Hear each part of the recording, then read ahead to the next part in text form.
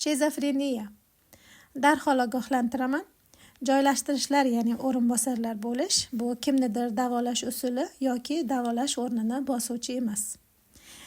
Yana joylashtirishlarda o'rinbosar bo'lib qatnashganda, sog'lomsizliklar bilan ishlanganda ham mana shunday sog'lomsiz bo'lgan odamlarni o'rnida o'rinbosar bo'lganda, uning sog'lomsizliklari yuqishi mumkinmi degan xavf yo'q.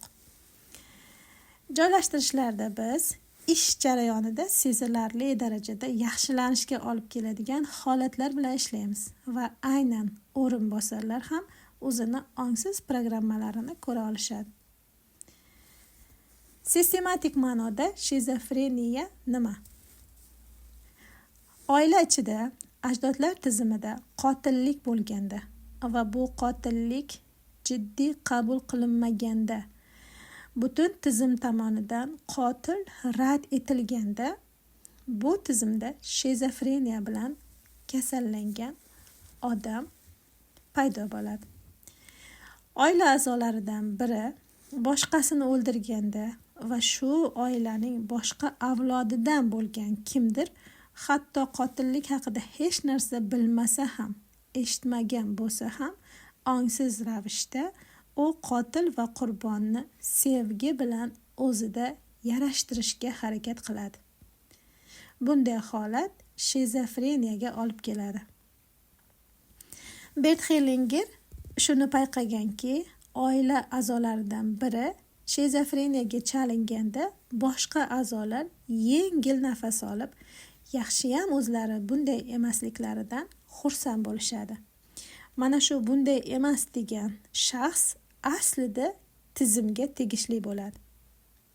Shuning uchun ham oila a'zolaridan kamdan kam odam bu sog'lomsizlik tuzalishiga yordam beradigan harakatni amalga oshiradilar. Ko'pincha yaqinlar aytishadiki, ko'p harakat qildik, oxir oqibat bu Xudoning ishi yoki tuzalmaydigan dard deb qo'yishadi. Bert Hellinger hatto shizofreniyada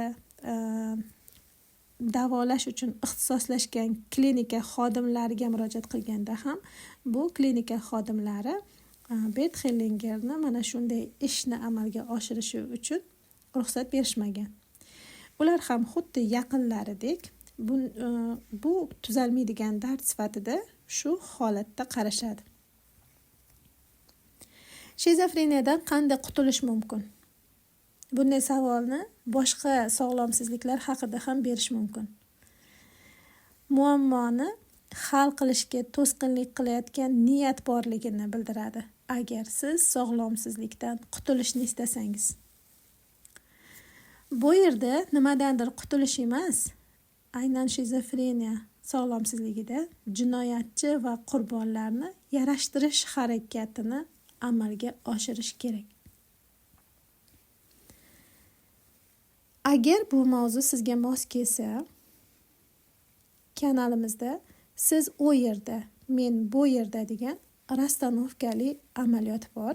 Mana shu amaliyotni bajarib ko'ring. Amaliyotni bajargandan keyin yengillik sezish yoki o'zgarishni his qilishingiz mumkin. Sizga amaliyotdan qoniqish bo'lmasa, aynan shunday sog'lomsizliklar bo'lganda, o'sha tizimli rastanovchiklar bilan bu joylashtirishlarni amalga oshirib, qotil va qurbonni yarashtirish harakatini amalga oshirganingizda sog'lomsiz insonga ancha yordam bergan bo'lasiz.